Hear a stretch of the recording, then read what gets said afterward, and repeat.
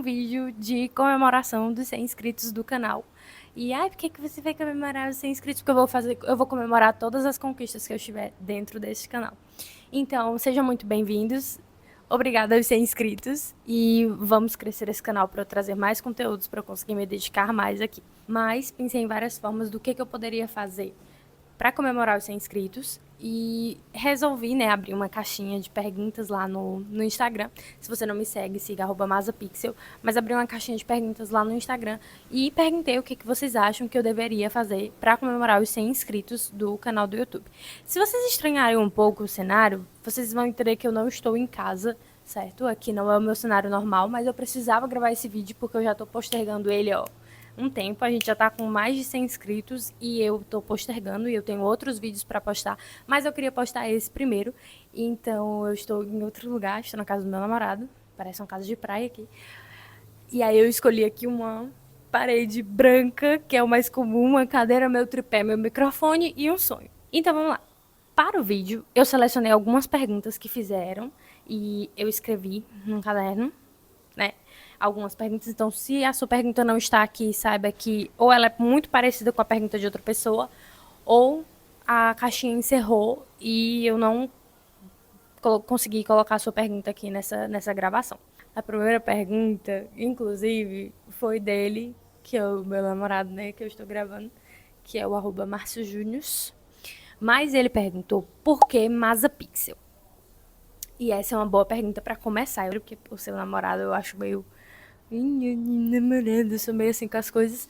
Mas, por que Masapixel? E eu vou explicar para vocês um pouco de como eu comecei a criar conteúdo na internet. Eu comecei a criar conteúdo na internet lá em 2018, na época que eu estava no ensino médio. E quando eu comecei no ensino médio, eu disse, tá, agora eu quero não ser blogueirinha, mas eu quero conseguir ajudar as pessoas. Eu estou bem confortável aqui, tá? Esqueci de dizer esse detalhe, estou com a cadeira aqui o pé na cadeira, porque como esse vídeo é um vídeo mais aconchegante, eu quero que ele seja mais próximo, sabe? Comecei a criar conteúdo no Instagram. Eu tinha um canal, um Instagram, que era o Mabooks Studio, onde eu falava sobre livros. Eu sempre gostei muito de ler, mas eu falava sobre livros. E eu postava as coisas que eu estudava no ensino médio. Eu fiz técnico de informática, mas eu fazia resumo, eu mostrava minha rotina de estudo, porque eu era muito dedicada no ensino médio, eu queria entrar na faculdade. E aí as coisas foram se formando. Quando chegou no final do terceiro ano, eu fiquei super desgastada, porque a rotina pro Enem, pro vestibular, ficou muito cansativa. E aí eu decidi que eu ia parar o Instagram para poder me dedicar para a faculdade, né, para conseguir passar no vestibular. E aí foi quando eu parei, acho que foi uns 6 meses antes do Enem. E aí, quando eu voltei, eu já não estava mais na mesma vibe do estúdio, porque eu não queria falar sobre livros e sobre as coisas que eu via no ensino médio, porque eu não estava mais no ensino médio. E aí eu resolvi fazer o Masapixel. O que é o Masapixel? Eu, conversando com algumas pessoas próximas, eu disse, eu quero um nome. E aí algumas pessoas me disseram, tinha uma sugestão de nome que era Amaizando. E aí eu achei bem legal, mas saiu, eu não queria que fosse algo totalmente só meu, né, só sobre mim. E aí depois de um tempo eu coloquei o Masa e eu pensei em várias possibilidades para Masa. E aí eu tive uma aula no primeiro semestre da faculdade que foi Autoração Multimídia 1.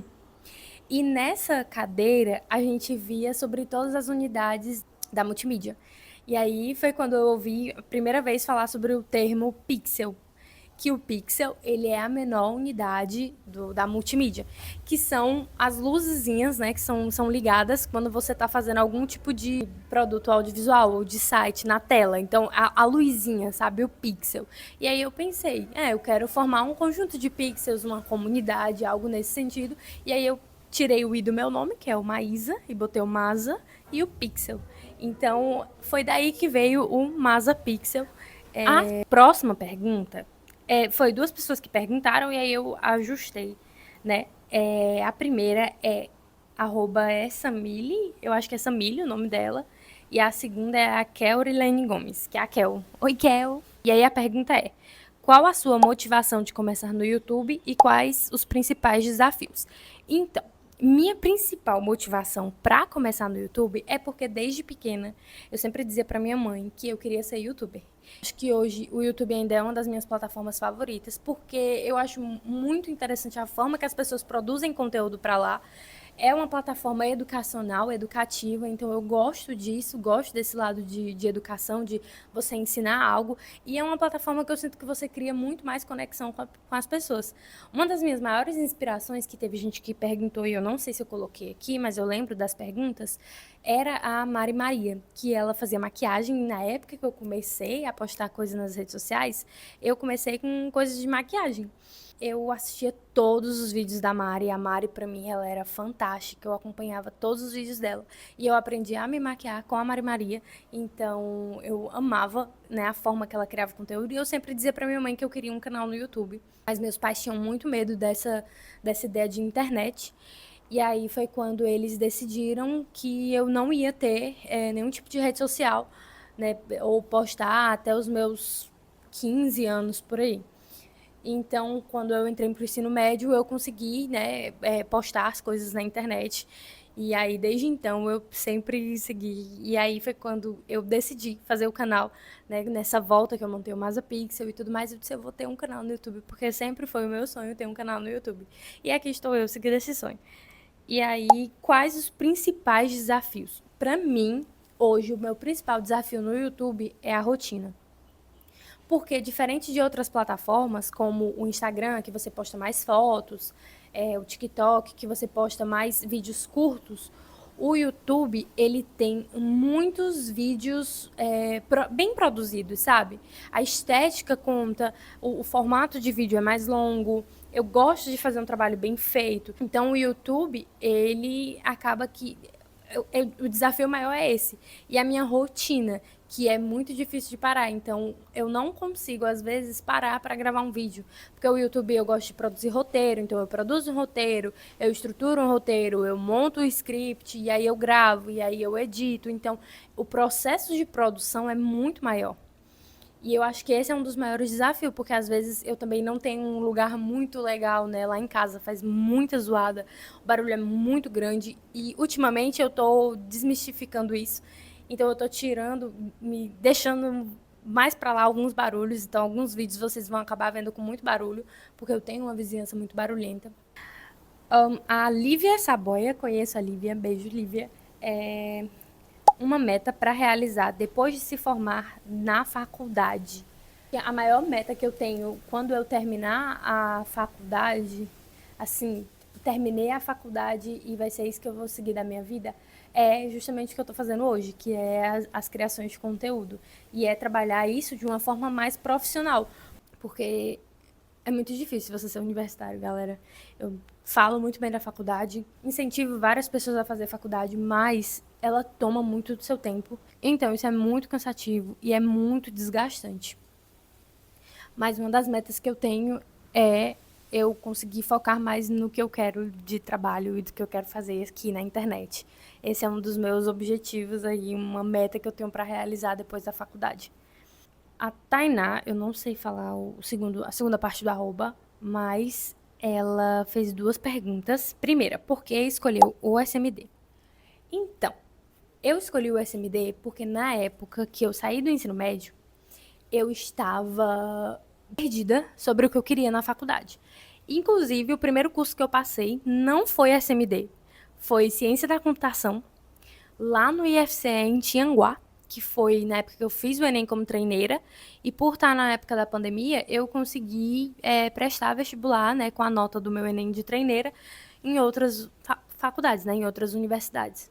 E aí eu passei para Ciência da Computação em Tianguá, mas eu odiei o curso, eu passei 2 dias porque eu tive uma crise de pânico naquele curso. E eu disse, eu não vou aguentar ficar aqui, eu odeio tudo que envolve estudar nessa faculdade, que na época foi quando eu descobri que ciência da computação era pura matemática. E aí foi quando eu consegui passar para a licenciatura em artes visuais no IFCE daqui de Fortaleza. Mas eu ainda não era o que eu queria. Então, quando eu fui prestar o meu vestibular, que eu fui fazer o SISU, né, para ir para a UFC, eu pesquisei vários cursos e eu encontrei o SMD, que ele juntava tudo o que eu queria na época. Eu fiz um técnico em informática e eu jurava que eu ia ser programadora, que eu ia trabalhar na área de tecnologia. Hoje eu não discordo tanto, eu acho que faz muito sentido. Inclusive, eu sinto que eu não saí da área da tecnologia. Eu só não sou dev, eu não sou programadora. Mas aqui e acolá eu ainda pego num código, faço alguma coisa com muito ódio no coração. E eu queria algo da parte criativa, da parte artística, mas eu não queria tanto assim a publicidade. Então, eu conheci o SMD, eu olhei a grade, a estrutura da grade curricular do SMD, e eu me encantei, porque tinha coisa sobre desenho, tinha coisa sobre design, tinha coisa sobre arte, tinha coisa sobre programação. Era um curso muito dinâmico, e aí foi quando eu disse, vai ser esse curso. Eu vou entrar nesse curso. E fiz o Enem, fiz o SISU, lutei lá, todo dia olhava o SISU, uma crise, um pânico, tava nos classificáveis, hora achei que ia sair, comecei a botar o noturno, depois vi que o diurno baixo. A minha história no SISU, ela é muito boa, eu vou fazer um vídeo no canal só sobre isso, porque eu olhava o SISU todos os dias. Eu madrugava, eu olhava meio-dia, era incrível. Foi por isso que eu escolhi o SMD, porque ele unia duas áreas que eu tinha muito interesse, que era a área da tecnologia e a área da criatividade, né? A outra pergunta é, qual o seu maior sonho antes e qual o seu maior sonho agora? Se tiver mudado, por que mudou? São muitas perguntas. Mas o meu maior sonho antes era ter entrado na faculdade. Eu, desde o nono ano, eu já falava na faculdade, eu já falava no ambiente da universidade, porque eu vim de uma realidade muito difícil e na minha cabeça, a única coisa que ia mudar a minha vida era ter um acesso a uma educação. E os meus pais não têm condição de pagar uma faculdade, então eu disse, não, eu preciso entrar nessa faculdade. Eu dei meu sangue, eu fiz tudo o que eu podia fazer. E eu disse, eu vou entrar nessa faculdade. E foi quando eu entrei, né? E aí, por isso que mudou.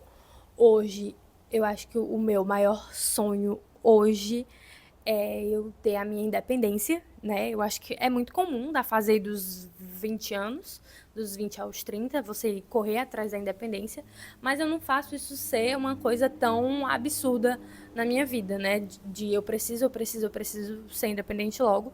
Eu vou vivendo os processos, porque senão isso vai prejudicar meu psicológico.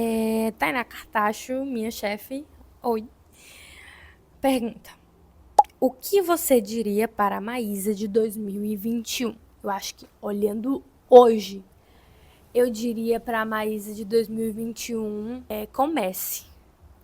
Comece tudo que você tem vontade de começar. Porque a Maísa de 2021, ela foi uma pessoa muito importante na minha vida. E foi por conta dela que eu cheguei até onde eu cheguei hoje. Foi por conta dela que a minha cabeça mudou de um jeito muito diferente e agradável. E a Maísa de 2021, ela era uma pessoa muito curiosa, ela enfrentou muita coisa, ela se desafiou em muita coisa. Então, foi muito importante a história dela e eu acredito muito em ciclos, sabe? Coisas que começam, que tem um meio, que tem um processo, como se fosse a narrativa do herói. Depois elas criam um fechamento de ciclo e vem outra história, porque eu acho que a nossa vida ela é assim.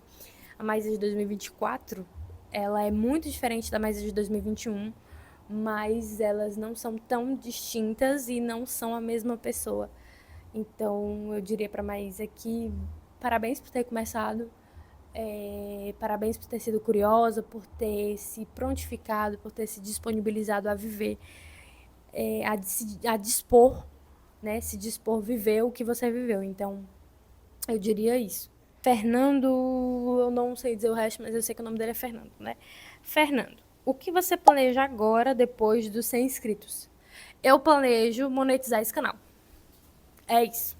O meu objetivo hoje, né, depois dos 100 inscritos, porque quando eu comecei o canal, eu não botava muita fé assim, não. Eu dizia, tô com 20 inscritos, tô com 5 inscritos. Aí eu fiz um vídeo sobre o SMD e começou a chegar gente e eu disse, meu Deus, o que tá acontecendo? Eu quero trazer coisas interessantes para vocês, eu quero viver essa vida de criadora de conteúdo. Eu tenho muita curiosidade, né? Eu acho que eu sou muito movida pelo desafio e pela curiosidade.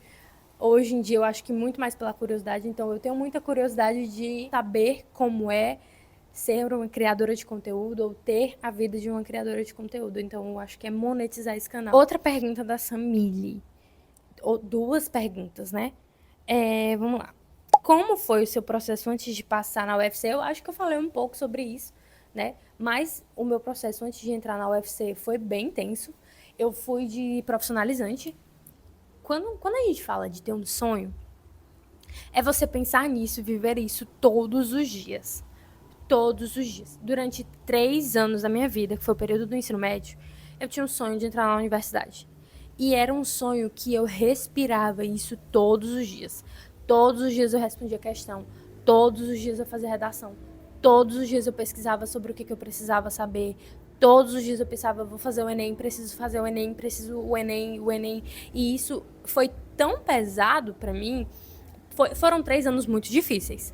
Mas nesses 3 anos eu aprendi muita coisa e eu acho que eu usei o meu limite. Até precisei fazer terapia depois, mas esse é assunto para outro vídeo. Mas eu extrapolei o meu limite, de verdade. Eu fiz, no meu segundo ano do ensino médio, eu fiz a escola profissionalizante, que é um modelo de escola que tem aqui no estado do Ceará, onde você passa o dia na escola, então você entra às 7, 10 da manhã e você sai 4h40 da tarde. E eu saía do ensino médio da profissionalizante e eu ia fazer um curso de idiomas. Então, eu tinha um curso de idiomas, eu ia fazer um curso de idiomas às terças e quintas, que era um curso de espanhol. Então, hoje eu tenho uma segunda língua, que é o espanhol, eu hablo en espanhol. Graças. E no final de semana, aos finais de semana, eu fazia um curso pré-vestibular, que era chamado de Academia Enem. Ou seja, eu saía de casa umas 10 horas da manhã e eu chegava em casa umas 8 horas da noite, porque eu morava longe. Então, eu tinha que pegar ônibus, eu gostava de sentar na frente. Então, eu dediquei 3 anos da minha vida para entrar na universidade. Esse foi meu processo. Posso falar em vídeo só sobre isso, porque minha rotina era muito puxada, muito cansativa. Mas, no fim, valeu a pena, porque eu consegui entrar. Tem algum sonho que considera bem louco? Olha...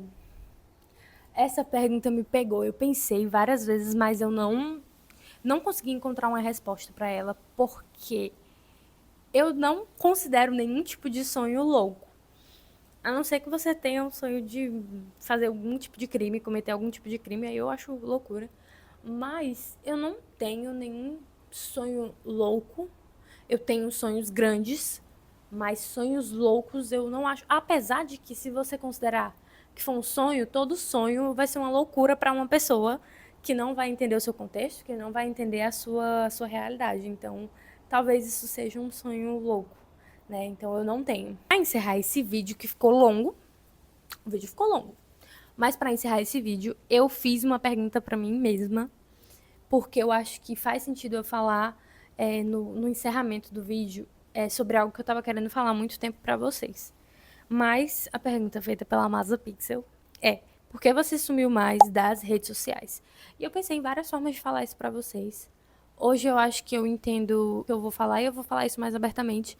Mas quando você tem uma rotina muito puxada na internet, que eu trabalho, né, com a internet, eu trabalho com redes sociais, não só as minhas, mas de uma empresa, você quer sair mais das redes sociais. E isso é um paradoxo na minha vida, porque eu quero trabalhar na internet, mas ao mesmo tempo eu estou cansada das redes sociais.